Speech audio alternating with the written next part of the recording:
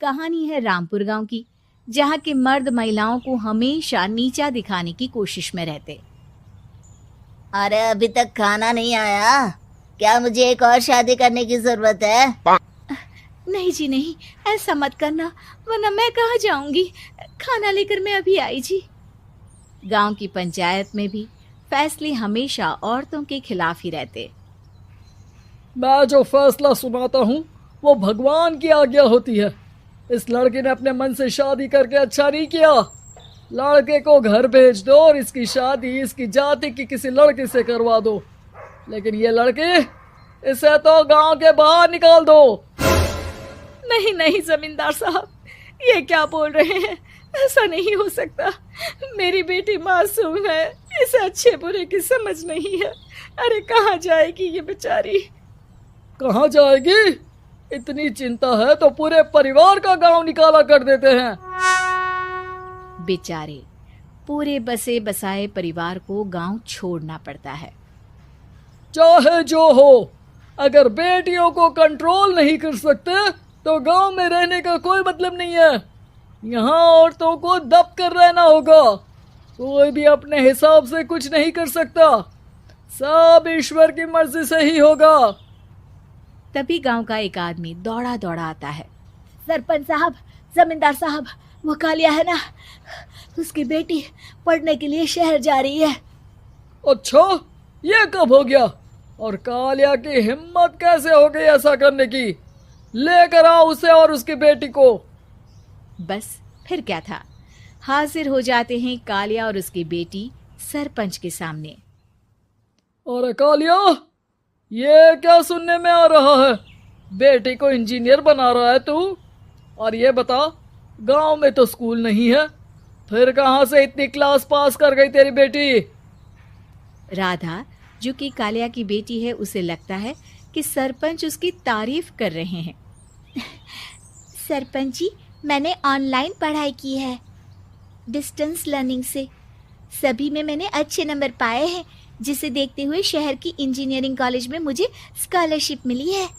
वाह जी वाह, क्या होती है ये? पहले तो ये बताओ, फिर आगे की बात करते हैं। पूरा गांव राधा की बात सुन रहा था और राधा बोलती जा रही थी। तो ऐसे मैं फ्री में एक अच्छी शिक्षा लेकर गांव में जो कुछ परेशानियां हैं, जैसे बिजली, पानी और इंटरनेट जैसी समस्याओं के लिए काम करूंगी। मैं गांव को शहर से जोड़ने के लिए पुल का निर्माण करवाने का प्रस्ताव रखूंगी। मुझे पूरी उम्मीद है कि जल्द ही हमारा गांव भी तरक्की की राह पर चल पड़ेगा। राधा की बात सुनकर सारे गांव वाले ताली बजाने लगते हैं। सरपंच को समझ नहीं आता कि वो क्या करे। चुप रह नादान लड़की, गांव के खिलाफ जाने के लिए तुझे गांव से बेदखल कर दिया जाएगा, वो भी पूरे परिवार के साथ। और हाँ, अगर ठीक से गांव में रहना चाहती है तो ये पढ़ाई लिखाई छोड़ दे। हम तेरे लिए गांव का कोई होनहार लड़का देखेंगे। तभी गांव का एक आदमी बोल पड़ता है। अरे नहीं नहीं सरपंच जी, राधा बिटिया जो बता रही है, अगर वैसा हो जाए तो हम लोगों को पैसा कमाने के लिए बाहर नहीं जाना पड़ेगा। हाँ जी, और ना ही कोसों दूर पानी के लिए भटकना पड़ेगा। हमारे बच्चे भी अच्छी पढ़ाई कर सकेंगे और आगे बढ़ेंगे, ना कि हमारी तरह खेती करते बैठेंगे। क्यों गांव वालों, राधा बिटिया का साथ देना चाहिए ना। सरपंच देखता है कि गांव राधा के साथ है तो वो चुप हो जाता है। वो घर आकर अपने सलाहकार से बात करता है, जो बहुत ही चालाक किस्म का इंसान होता है। अरे सरपंच साहब, आपको बहुत ही होशियारी से काम लेना पड़ेगा। एक बार गांव तरक्की कर गया, यहाँ के बालक पढ़ लिए तो कोई ना पूछेगा आपको। और फिर ये जो बेटा और बेटी है ना आपके, इनको भी आम लोगों की तरह ही जीवन जीना होगा। हाँ, लेकिन करे तो क्या करे? वो ना आप मुझ पर छोड़ दीजिए, बस मैं जैसा बोलूं करते जाइए। अगले रोज सुबह जब गांव वाले सोकर उठते हैं तो राधा के घर के बाहर और साथ ही वो लोग जिन्होंने राधा का सपोर्ट किया था, उनके घर के आगे लाल रंग से कल आऊंगी लिखा होता है।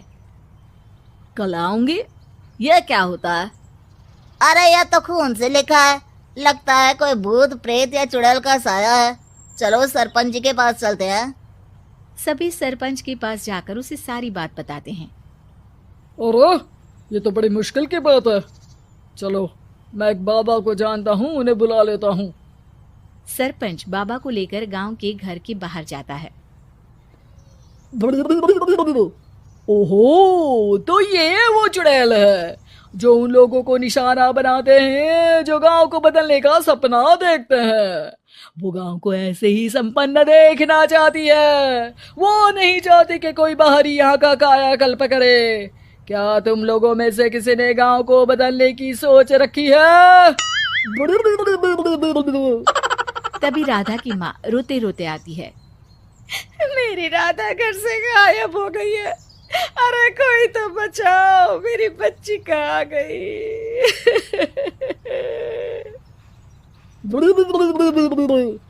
ले गई वो चुड़ैल, तेरी बच्ची को ले गई। अब वो उसे श्रापित करके छोड़ेगी, उस पर चुड़ैल का साया हो जाएगा। तभी बुरी सी हालत में राधा भी वहां आ जाती है। उसके बाल चुड़ैल की तरह फैले होते हैं और कपड़ों में खून लगा होता है। सभी राधा को देखकर डर जाते हैं। माँ, पता नहीं मुझे कौन उठा कर ले गया था। अरे दूर दूर हो जा चुड़ैल, अब हम लोग इस गांव में नहीं रुकेंगे। अरे कैसी बातें कर रहे हैं आप? कल तो आप मेरे भरोसे गांव का हुलिया बदलने, अपने बच्चों को पढ़ाने और तरक्की उन्नति की बात कर रहे थे, तो आज क्या हो गया आपको? ये फिर तुम लोगों को बहकाएगी। ये चुड़ैल गांव में आ चुकी है, ऐसे ही ये तुम्हारे घर के बच्चों को भी ले जाएगी। गांव वाले राधा को गांव से बाहर निकाल देते हैं। उसके माँ बाप रोते रहते हैं, लेकिन गांव वाले नहीं मानते। मैं भी अपनी बहन के साथ गांव के बाहर रहूंगा, लेकिन वो पढ़ाई नहीं छोड़ेगी। वहीं सरपंच के घर पर सलाहकार कहता है। देखा, सांप भी मर गया और लाठी भी नहीं टूटी। लेकिन अगले ही दिन सरपंच के घर के बाहर भी वही शब्द लिखे होते हैं। और फिर सरपंच की बीवी कहती है, हमारी बेटी को किसी ने अगवा कर लिया है। तभी राधा का भाई वहां आ जाता है। अरे गांव वालों, मैंने सरपंच जी की बेटी को देखा था। वो चुड़ैल उसे उठाकर ले जा रही थी। अरे क्या मजाक कर रहे हो? नहीं नहीं सरपंच जी, आप नहीं जानते। वो चुड़ैल अब आपकी बेटी में आ जाएगी, जैसे राधा के अंदर आ गई थी। तभी सरपंच की बेटी वैसी ही हालत में वहां आती है जैसे राधा आई थी। पापा, पता नहीं कैसे मैं गायब हो गई थी। चुड़ैल, इसके अंदर भी चुड़ैल का साया है, मारो इसे। अरे नहीं नहीं, इसे भी राधा के पास गांव के बाहर ही भेज दो।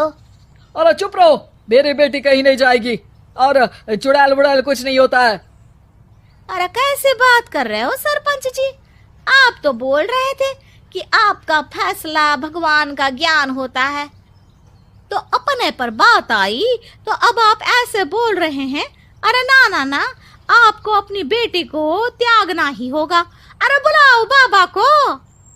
राधा का भाई बाबा को ले आता है, जिसे अब गांव वालों के डर के कारण सच बोलना पड़ता है।